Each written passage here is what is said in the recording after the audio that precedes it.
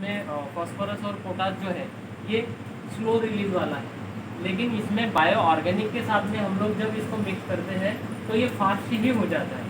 वो 15 दिन में पौधा उसको शेप कर लेता है। वही अगर हम लोग डायरेक्ट अगर इसको मट्टी के ऊपर डालें तो मट्टी में फर्मेंटेड पहले होता है, वहाँ के बायो ऑर्गेनिक डेवलप जो कार्बन होता है वो उसको उसमें मिट्टी में मेच करवाते हैं, उसके बाद में फिर पौधे की जड़ों की कक्षा में हो जाता है, फिर पौधा उसको कैच एंड होल्ड करके फिर पत्तों में लेके जाता है। ये डायरेक्ट प्रोसीजर होती क्या है, जहाँ टपक पद्धति की बूंद गिर रही है वहाँ पे अगर आप नीचे डालते हो तो ये मैंने बायोमास कार्बन जैसे बना के लाया, जैसे गोबर में मैंने आपका यूरिया डीएपी पोटास मिक्स करके लाया हुआ है, वो रेडी है। आपको तोड़ने के बाद पता भी नहीं चलेगा कि इसमें डीएपी यूरिया पोटास डाला था कि नहीं डाला था, ये देखा होगा ना आपने। अगर आप उसको ये पौधा है और इस ओरे में यहाँ पे अगर डाल रहे हो और पानी अगर टप टप टप टप गिर रहा है तो 5वें 7वें दिन आपको वहाँ पे कुछ नहीं मिलेगा, पूरा डाइल्यूशन होकर जमीन में चला जाएगा और पौधे की हाइट जो आपको 15वें दिन एकदम बढ़िया दिखने शुरू हो जाएगी। 7वें दिन भी नहीं मैं बोल रहा हूँ, 15वें दिन आपको एकदम बढ़िया अच्छा रिजल्ट आपको दिखेगा। क्यों? क्योंकि कोई भी पौधा आज भोजन लेगा तो उसका परिणाम 7वें या 10वें दिन आपको दिखाई देगा, तुरंत दिखाई नहीं देता है। इसलिए मैंने इनको भी खाद जो दिया था शेड्यूल, इनको बोला था अभी जो आने वाला पत्ता है शायद वो 7 दिन या 8 दिन पहले की रेसिपी का हो सकता है, लेकिन मैंने जिस दिन आपको शेड्यूल दिया और जिस दिन आप ड्रिंचिंग कर रहे हो उसके 10 दिन या 7 दिन में आपको आने वाला पत्ता अगर अच्छा आ रहा है तो आपकी प्रैक्टिस जो आपने वहाँ पे फर्टिगेशन शेड्यूल दिया है वो सही है, नहीं तो कहीं ना कहीं गड़बड़ है। पत्ता फिर से पतला आया है, पीला आया है, फिर से एक बार बात करनी है कि भैया उसका कोई परिणाम और नतीजा नहीं निकला है, मुझे फिर से कुछ ना कुछ गलत है। बराबर है कि नहीं? क्योंकि अपने को पता है कि हर बार भोजन लेने के बाद पौधा 7वें से 10वें दिन में पत्ता निकालता है। इस टेम्परेचर में पौधा अभी 10-10 दिन में पत्ता निकाल रहा है। क्यों? क्योंकि टेम्परेचर हाई हो गया। पतला पत्ता, सफ़ेद पत्ता, क्लोरोफिल वाला नहीं पत्ता, तो उसके ऊपर हर बार आपको स्प्रेइंग करना है। स्प्रेइंग मतलब क्या कि ये स्प्रे उसके पत्तों के ऊपर उसके पनंद्रिय जो खुलते हैं, जो क्लोरोफिल बनाने की जिसकी प्रोसीजर है, तो इस वातावरण में कम से कम इस महीने में 7-7 से 10-10 दिन में आपको स्प्रे लेना है, तो आपके पौधे की हाइट, हेल्थ और आने वाले पत्ते अच्छे और सही रहेंगे। और नीचे से पानी का मैनेजमेंट करना है। कई सारी जगहों पे लोगों ने पौधे लगाए 10 दिन का एक्सपीरियंस में बता रहा हूँ, टेम्परेचर ऊपर से 47 था, पौधा 5 पत्ते का था, सड़ में लगा हुआ है, मक्का में लगा हुआ है, पौधे 30% मर गए। अभी इसका क्या परिणाम है? या हमने सब कर लिया, लेकिन भैया ने 7-7, 8-8 घंटे पानी दिया, भैया ने 7-7, 6-6 घंटे पानी उस पौधे के बोल के पास दिया। 3 लोगों को तो बात करते पकड़ लिया, तो बात करने के बाद भैया कहाँ से बात कर रहे हो? हाँ यहाँ से। भैया आपका पौधा लगा है, मैंने ये कंपनी का पौधा लगाया है, क्या हुआ? भैया पौधे तो बहुत ही मर रहे हैं, क्या हो रहा है? ऊपर से पौधा नीचे जा रहा है। अच्छा ठीक, वो तो समझ में आता है, हमारे माइंड में ये है कि ऊपर से पत्ता नीचे क्यों आ रहा है? भैया पौधे का पत्ता पीला हो रहा है। अच्छा ठीक है, तो आप पानी कितना दे रहे हो? या तो ये कम पानी की वजह से हो सकता है या ज़्यादा पानी की वजह से हो सकता है, क्योंकि बैलेंसिंग में रहेगा तो ये चीज़ें नहीं आएगी। भैया हमने 6-6 घंटे पानी दिया है पिछले 3 दिनों में, ज़्यादा गर्मी थी, दिन में भी दिया और रात में भी दिया, तो ठीक है पौधा रिलीज हो जाएगा। इसलिए उसको बोलते हैं फिर पानी बंद करो, 2 दिन ब्लीचिंग पाउडर करो, क्योंकि ज़्यादा गर्मी बनेगी ना सर्द गर्म बनता है। आप पहले ही आज जिनके खेत में केले का पौधा लगाया और इतना बड़ा सन होगा ना, नीचे बैठ जाओ, सांस लेने में दिक्कत आएगी। बराबर है कि? तो सर्द गर्म वाली चीज़ें जहाँ पे बनेगी वहाँ पे बैक्टीरियल डिसीज आता है, और बैक्टीरियल डिसीज जहाँ आएगा वहाँ पौधे को वो रिलीज करेगा। तो इस समय भी बात करना पड़ेगा, या तो कम पानी रहा तो पौधा मरेगा, या ज़्यादा पानी रहा तो पौधा। बैलेंसिंग, पौधे के पत्ते जो आए हैं आपके पास, जैसे 5 पत्ते वाला पौधा आया है, आज की डेट में 42 डिग्री का टेम्परेचर है, 28 से 32 डिग्री में हम लोगों ने बोला है कि एक पत्ते के लिए 1 लीटर पानी लगता है, तो उस हिसाब से जितना 5-5 अंश सेल्सियस डिग्री टेम्परेचर बढ़ेगा उसमें 30% पानी की मात्रा बढ़ानी है।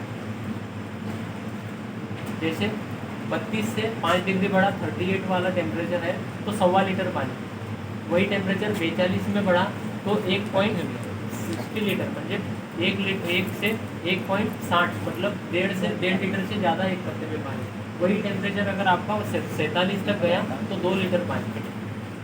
लेकिन पौधा कितना बड़ा है उसके हिसाब से, अगर 7 पत्ते हैं तो 7 दूनी 14 लीटर पानी उसके पास गिरना चाहिए। पत्तों की साइज क्या बनी है, उसका रूट स्ट्रक्चर डेवलपमेंट कहाँ तक गया है, कितने ड्रिप वहाँ पे आ रहे हैं, 2 आ रहे हैं या 3 आ रहे हैं, 4 लीटर प्रति हावर का ड्रिपर है या 2 लीटर प्रति हावर का ड्रिपर है। अगर 3 ड्रिपर है और 2 लीटर प्रति हावर का ड्रिपर है तो 14 लीटर पानी उस पौधे को देना है तो कितने घंटे चलाना पड़ेगा? 2.5 घंटा। आपने 6 घंटे चला दिया और दूसरे दिन 6 घंटे और तीसरे दिन 6 घंटे, पौधा मरेगा कि जिएगा? खत्म पौधा। 5वें दिन आपको पौधे के पत्ते पीले होकर दिखेंगे क्योंकि वहाँ पे बासी पानी रहेगी। समझ में आ रहा है? वाटर मैनेजमेंट 4 लीटर वाला अगर ड्रिपर है तो वही 2.25 घंटे पे, 2.5 घंटा जो आप बोल रहे हो ना, वही 1.25 घंटे पे आ जाता है। क्योंकि और ध्यान में ये भी रखना है कि क्या हम 4 लीटर का ड्रिपर डाला है तो क्या वहाँ पे 1 घंटे में बराबर 4 लीटर ही पानी गिर रहा है, या फिर कई लोगों के यहाँ पे वाटर मैनेजमेंट का भी कंसेप्ट गड़बड़ हो जाता है। जैसे सबमेन लाइन है, डंडा है, खेत ऐसा ढलान है, तो आपको यहाँ पे शायद 4 लीटर वाला डिस्चार्ज है तो यहाँ पे 1 घंटे में 2 लीटर मिलेगा और लास्ट में आपको 5 लीटर मिल जाएगा, क्योंकि ढलान वाली जगह पे सबसे ज़्यादा फोर्स यहाँ पे गिरता है और यहाँ से 10 फीट तक आपको गीला गीला दिखेगा, शायद वहाँ से पानी भी बहना शुरू हो जाएगा और यहाँ से ऐसे ऊपर आओगे तो यहाँ पानी की मात्रा कम हो जाएगी। कई लोगों के यहाँ पे ऐसा होता है, तो यहाँ पे बूंदे टप टप टप टप गिरेगी, ऊपर पानी नहीं गिरेगा। कई लोगों के यहाँ पे ऐसा होता है, ऐसा, तो इधर पानी गिर जाएगा, इधर पानी गिरेगा, ये टापू में गिरेगा ही, मतलब 4 लीटर पे जगह पे 1 ही लीटर गिरेगा, आपको खाली वहाँ पे गीला दिखेगा बस, वो भी पानी उस ड्रिप से जा रहा है इसलिए। ये हमारे खुद की आंखों के देखे हुए नतीजे हैं। हम लोग कभी भी प्लॉट विजिट में जाते हैं तो लास्ट चलेंगे या मेन सेंटर लाइन से आएंगे या बीच से चलेंगे या स्टॉप एंड पे चलेंगे, दोनों का तो ऑब्जर्वेशन हो जाता है कि वाटर मैनेजमेंट कहाँ पे है। लोग फर्टिलाइज़र की तरफ देखते हैं। केले में 70% जो उसका काम करने की प्रणाली है, 70% काम करता है पानी। वाटर मैनेजमेंट अगर आपने अच्छा कंसेप्ट समझ लिया तो केले में 70% काम वाटर करता है। और एनपी के ऊपर तो हम ध्यान ही नहीं देते, आप लोगों ने देखा होगा, तो लास्ट में 5% में हम लोग एनपी के ऊपर ध्यान देते हैं, क्योंकि वो भी कई साल की रेसिपी हमारे खेतों में पड़ी हुई है, उसको हम चेंज नहीं कर सकते, इसलिए वो देना ही पड़ेगा। नहीं तो फिर नॉर्मल आप ऑर्गेनिक पे और उस पर गए तो नथिंग आएगा ही नहीं आपके यहाँ, क्रॉप कोई क्रॉप नहीं आएगा। क्योंकि मैं आज से बोल दूँ कि यार मैं आयुर्वेदिक ट्रीटमेंट लेना चालू करता हूँ तो वो पॉसिबल नहीं है। मेरी बॉडी को हैबिट हो गई है, मुझे मेरा सर दर्द हो रहा है तो मैं एनासिन या ऐसी कोई गोली ले लूँ तो फट से मुझे राहत दे दे। आयुर्वेदिक वाली वो चीज़ें वो 10 दिन 15 दिन बाद रिलीज देगी, तो वो चीज़ों के लिए मेरी बॉडी एक्सेप्ट नहीं करेगी। पहले बॉडी को एक्सेप्ट सिखाना पड़ेगा, तो वो मट्टी एक्सेप्ट ही नहीं करती आपके ऑर्गेनिक को, क्योंकि उसमें वो ऑर्गेनिक कार्बन का परसेंटेज है ही नहीं। इसलिए हम लोगों ने अच्छा सा ये कंसेप्ट चलाया। अपने पास लैब बनी है, अभी सॉइल सैम्पलिंग वगैरह कलेक्टिंग चालू है। आप लोग वहाँ पे सॉइल सैम्पलिंग वगैरह भेज सकते हो। उसके लिए 75 875 38 222 इस नंबर के ऊपर बात करो और यहाँ से सॉइल सैम्पलिंग भेजो। पूरे भारत से सॉइल सैम्पलिंग कलेक्टिंग की जा रही है, उसके अलग अलग चार्जेस हैं, नॉमिनल चार्जेस रखे हुए हैं। तो आपके सॉइल हेल्थ कार्ड भी वहाँ पे खुद से बन के आएंगे और फर्टिगेशन न्यूट्रिशन शेड्यूल भी आपको वहाँ से मिल जाएगा। अभी केले में आप बना आगे बेसल डोज 45 दिन पे थे और अपना आगे बाकी है 45 दिन के बाद में। जैसे आप 90 दिन से 100 दिन के बीच में जाते हो तो आपके पौधे के पास में साइड से बेबी निकल के आते हैं। उस बेबी को कट करना है और किल कर देना है। और लगे किल कर देना है मतलब क्या कि आपके पास अगर ड्रिल है तो ड्रिल कर देना है, या फिर लकड़ी है तो लकड़ी से उसको ठोस देना है ताकि वो निकलना ख़त्म हो जाए। उस समय ये भी ऑब्जर्वेशन रहेगा कि बेड के ऊपर अगर आपने केले का पौधा लगा के रखा है तो क्या तने की साइज़ बढ़ने के बाद में तना मट्टी के ऊपर आ गया है, दिखता है ना तना, तो उस समय अगर तने का टकना खुला है तो नाली से एक फावड़ा मट्टी उठाकर टकने के ऊपर डाल देना है, ज़्यादा मट्टी की लगाने की आवश्यकता नहीं है। उसके बाद में 45 दिन के बाद आप जो बोल रहे थे कि 90 दिन के बाद एक शेड्यूल आता है, ड्रिप से आता है, तो ड्रिप वाले शेड्यूल भी आप दे सकते हो। 3 दिन के बाद हम लोगों ने वो ड्रिप से शेड्यूल दिया हुआ है। इसमें लिखा हुआ है कि 3 दिन के गैप में, जैसे मान लीजिए इसमें लिखा है कि सप्ताह में 2 बार, जैसे यूरिया 25 किलो, जैसे फॉर एग्जांपल मेरा जैसे 4000 पौधे के लिए आया हुआ था, तो इसको 25 को मतलब 2 भाग में डिवाइड कर देंगे इसको 13.5 मतलब आज जैसे किया तो 3 दिन बाद फिर 13 किलो बराबर है, बराबर। ऐसे कर। तो ये वो समय का है जब इसका बेड मतलब बर्ड ऊपर आ रहा है। वही सिचुएशन आपकी 160 से 170 दिन की आ जाती है फ्लावरिंग स्टेज पे जब आता है केला, उस समय पे आपने काफ़ी लोगों ने देखा होगा कि हरे पत्ते नीचे गिरना शुरू हो जाते हैं। तो हरे पत्ते क्यों गिरते हैं? जब जिस पौधे ने फॉस्फोरस या उसके डीएनए स्ट्रक्चर में वो चीज़ें डाल के नहीं रखी है जो एक्स्ट्रा पुशेस के लिए उसको लगती है, तो उस समय इसको फोर्स लगाते समय उसको जो बॉडी से जो इंजेक्ट लगता है, जो ऊर्जा लगती है, वो अपने पत्तों से खींच लेता है। इसलिए वो 2 से 4 पत्ते को नीचे गिरा देता है और अपने बर्ड को बाहर निकाल देता है। बर्ड निकलते समय ध्यान ये रखना है कि बर्ड जैसे ही ऊपर से इस कगार में आए, पत्ता खुलने से पहले इसके ऊपर स्प्रे हो जाना चाहिए। स्प्रे में आप लोग इस समय पे नीम ऑयल ले सकते हो। 15 लीटर पानी में 10,000 ppm का 7 ml नीम ऑयल, उसमें 20 ग्राम सुक्रोज, पूरा उसको नहला दो बर्ड को। या फिर वीएम स्प्रे इसके ऊपर ले सकते हो। तो वीएम स्प्रे इसमें अंदर भी और बाहर भी पूरा ऊपर से जहाँ से निकला है वहाँ फोगिंग करना है, ताकि बिटल वाली वगैरह समस्या, क्योंकि बारिश के दिनों में ही आपकी तरफ बर्ड आते हैं, तो उस समय जहाँ से पत्ते ऐसे निकले हुए हैं वहाँ पे भी फोगिंग कर देना है, ताकि उस पत्तों के आवरण में अगर यहाँ पे कीट पतंग या कुछ हल्ली बैठी हुई है तो वो भाग के निकल के चली जाए। हमें विजुलाइज होता है खाली बंच, और वो बीच में बैठी हुई होती है, जो पत्ता यहाँ से निकला है वो यहाँ पे बैठी रहेगी, ताक में धीरे से आएगी, डंडे के ऊपर जाएगी, उसका काम करेगी, फिर सवेरे अंदर हो जाएगी, क्योंकि उनको पता है कि सवेरा हो गया तो लोग इसके ऊपर कुछ ना कुछ स्प्रे मारने आएंगे। इसीलिए पत्ते का आवरण जहाँ जहाँ निकला हुआ है चारों तरफ से, वहाँ पे पूरा पस वहाँ पे स्प्रे कर देना, ताकि वहाँ से वो निकल के बाहर भाग जाए। और भागते समय नीचे भी अगर जाए तो नीचे के पास भी तने के पास ड्रिंचिंग हो जानी चाहिए, तब वो पूरा 100 प्रतिबंधक होता है। तब फिर केले को नीचे आने के बाद में एक 8 से 10 दिन में नीचे केला आ जाता है। बंच पूरा नीचे आने के बाद में पीठ के ऊपर पंप होना चाहिए। पंप के साथ साथ आपके हाथ में रस्सी होनी चाहिए, धागा।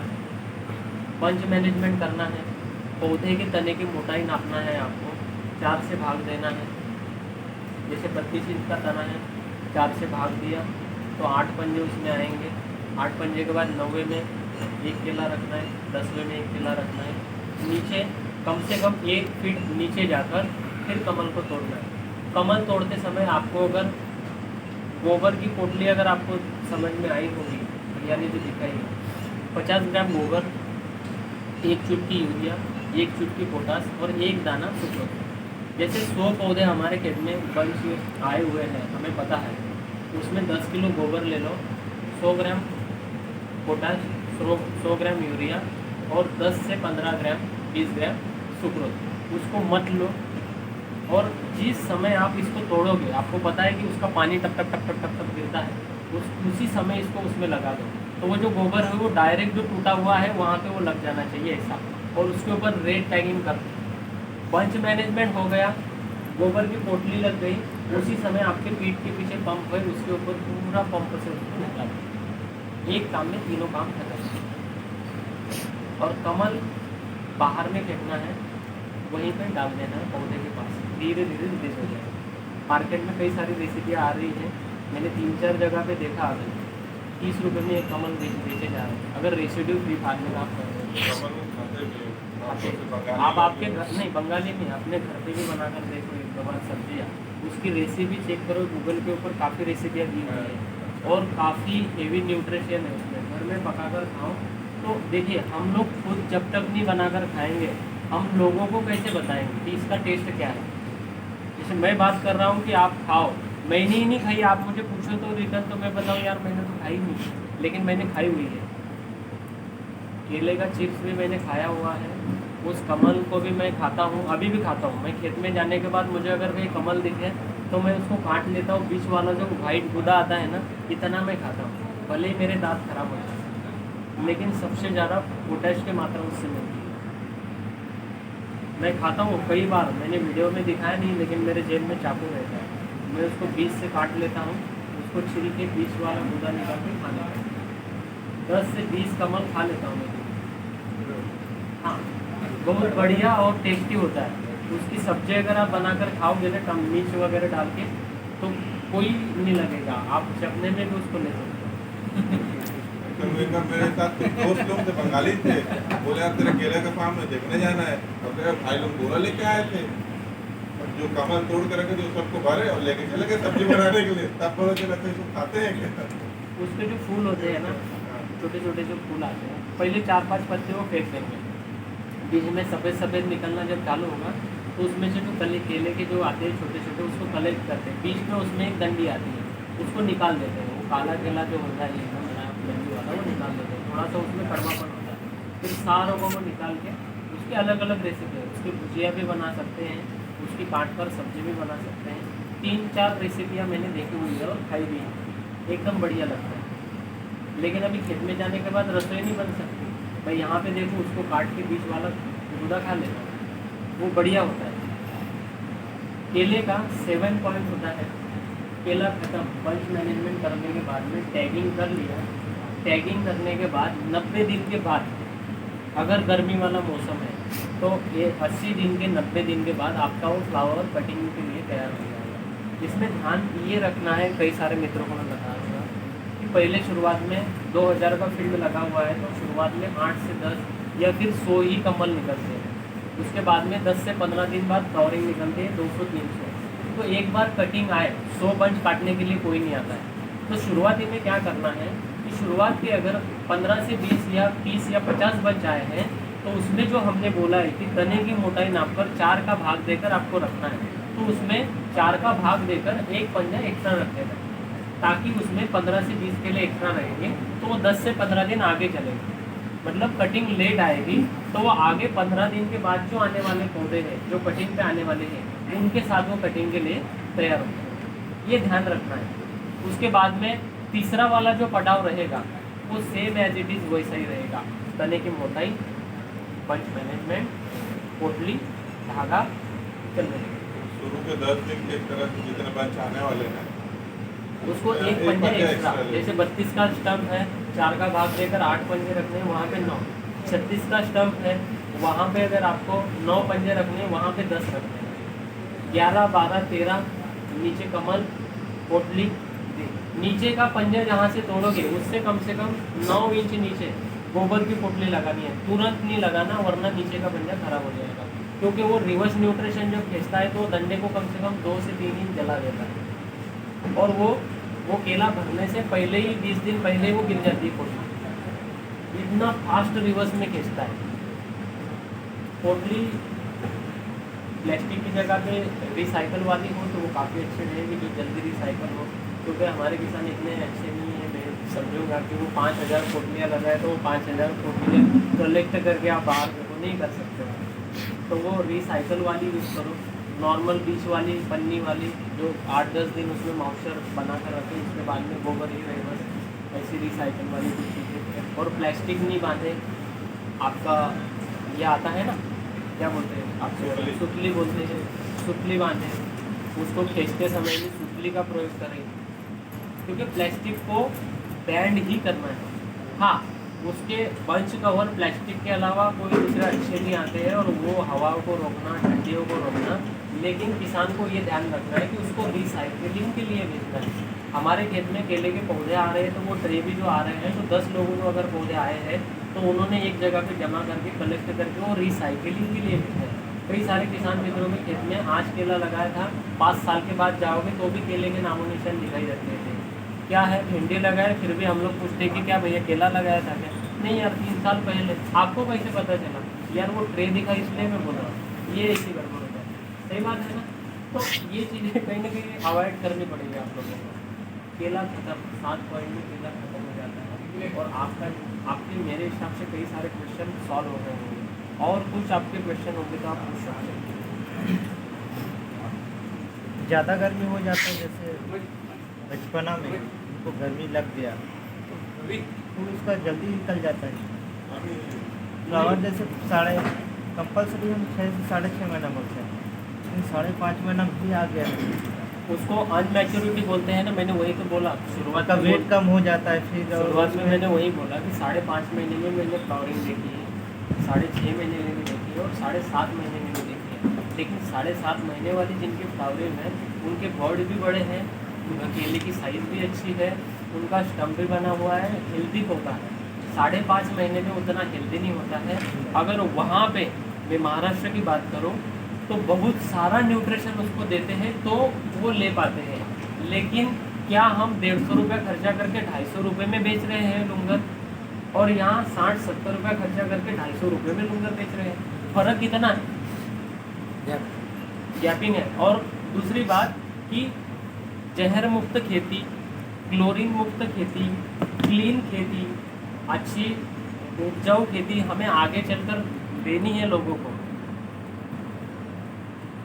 आज के दिन तो मेरे पास 150 रुपये पौधे की भी गाइडलाइन है, 100 रुपये की भी है, लेकिन मैं 30 से 50 रुपये के बीच में ही क्यों हम लोग अटके हुए हैं? क्योंकि आज आपका उत्पादन बढ़ाने का उतना ही बड़ा अहम भूमिका नहीं है। फूड प्रेशर आज के 5 साल बाद ज़्यादा बढ़ेंगे। फूड प्रेशर जो रहेंगे, जो सब्जी मंडी में भाजी नहीं मिलेगी, केले नहीं मिलेंगे, आपके फ्रूट्स नहीं मिलेंगे, वो आज के 5 साल बाद क्रैशेस आने वाले हैं। आज नहीं आए हैं, आज तो थोड़ा सा हल्का सा असर दिख रहा है। वो मिट्टी का स्ट्रक्चर, आपके वातावरण का दोष, इस वजह से आप लोगों को समझ नहीं आ रही है।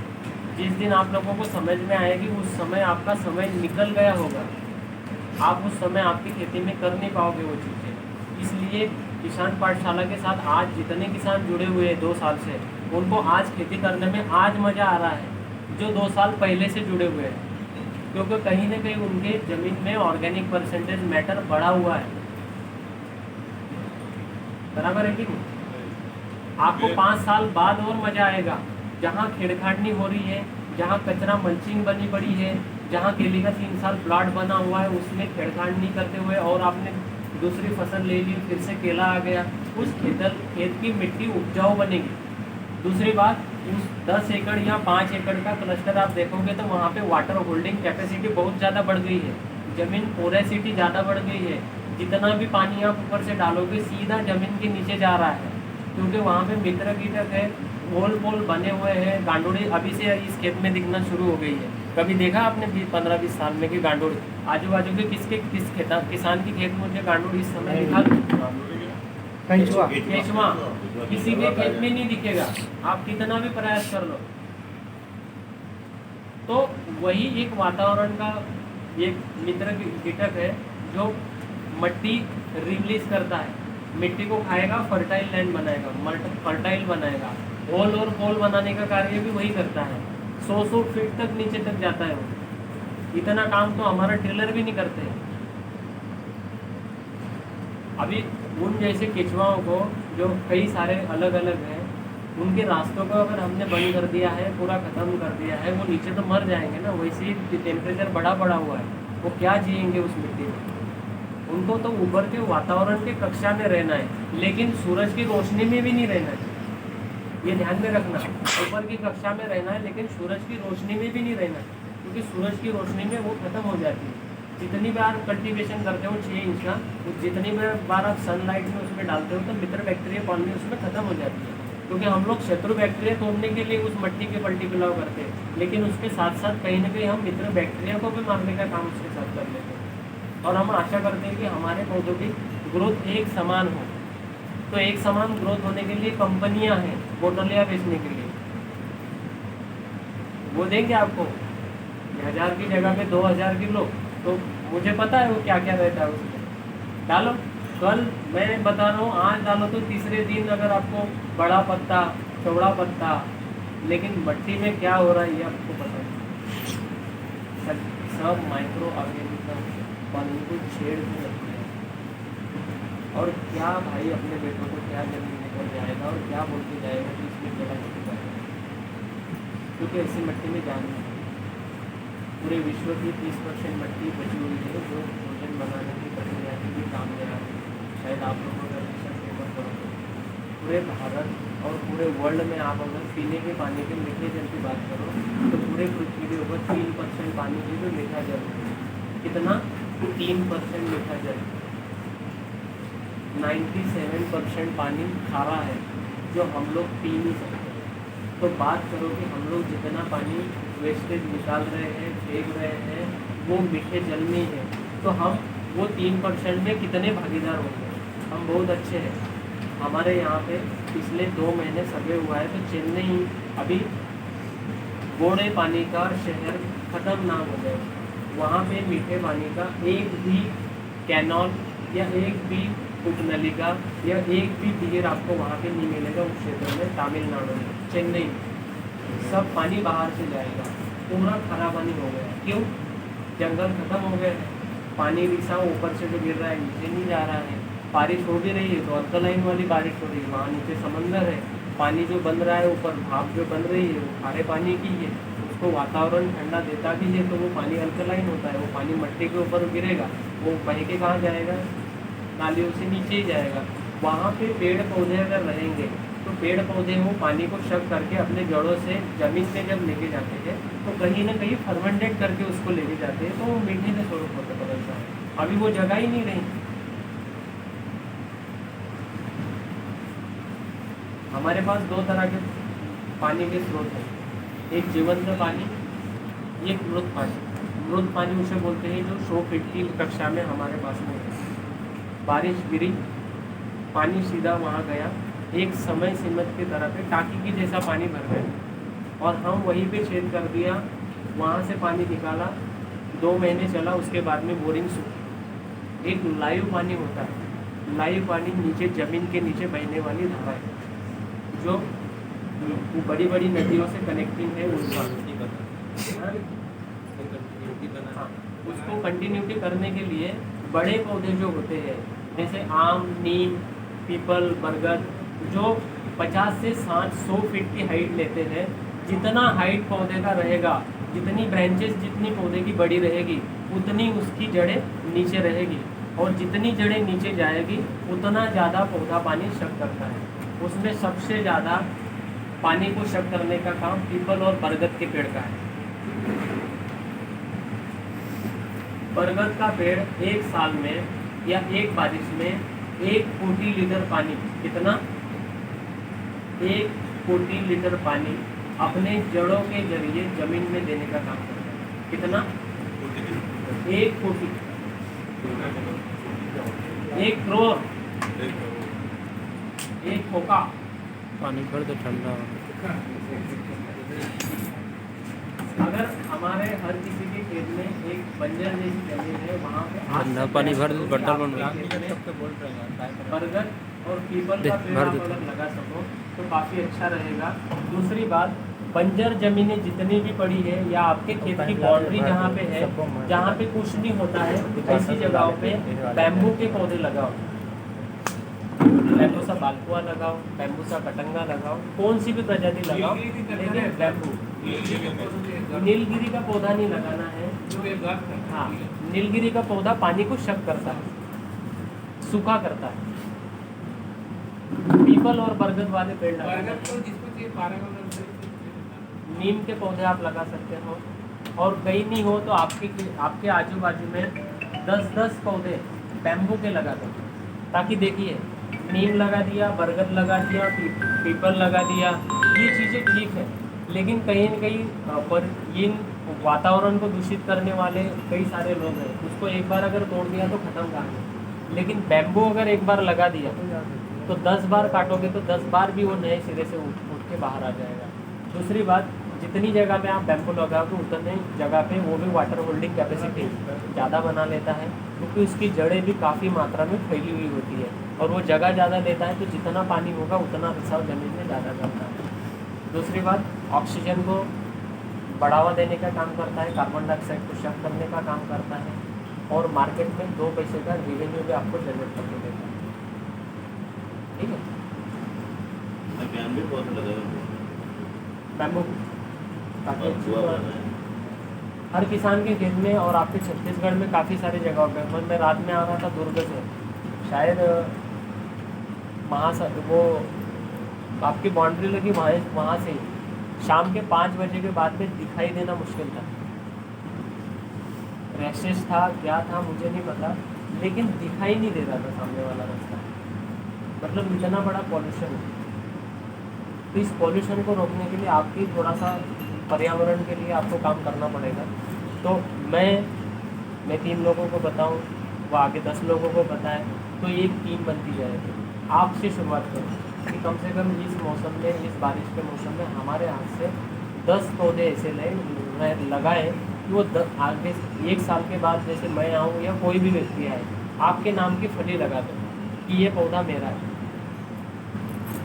तो 1 साल के बाद आपको वो जब पेड़ खिला हुआ दिखेगा ना, तो आपको महसूस होगा कि नहीं, मैंने कुछ अच्छा काम किया।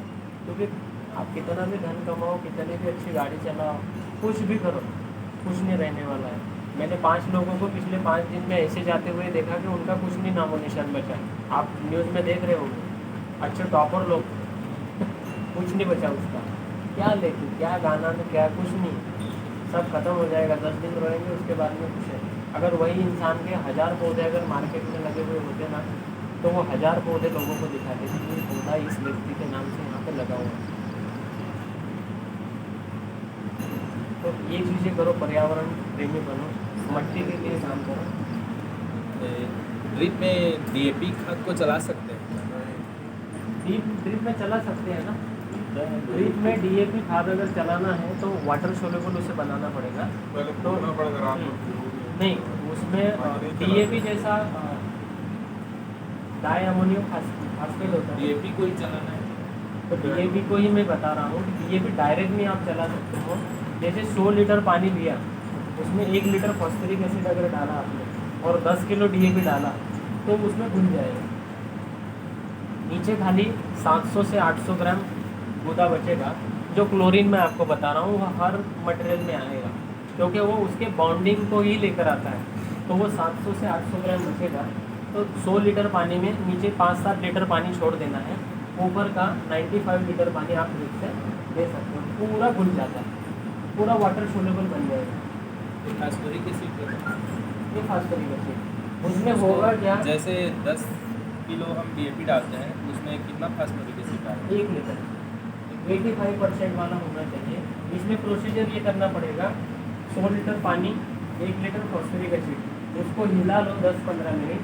उसके बाद में उसमें DAP डालो, उसको 20 मिनट हिला दो। तो 20 मिनट के बाद में उसमें खाली 700 से 800 ग्राम नीचे क्लोरीन दिखेगा, बाकी ऊपर में पूरा पानी जो रहेगा वो ड्रिप से आप छोड़ सकते हैं। वो घोल बन जाएगा, ड्रिप से वाटर सोल्यूबल बना सकते हैं। फिल्टर में थोड़ा सा चोक हो जाता है ना, तो उसी को फिर आपको साफ करना पड़ेगा बस, लेकिन चला जाएगा। आया समझ में? क्या है कि मेन पावर इतना नहीं है। ड्रिंचिंग हैं? फास्फोरिक एसिड क्या रेट का आता होगा सर?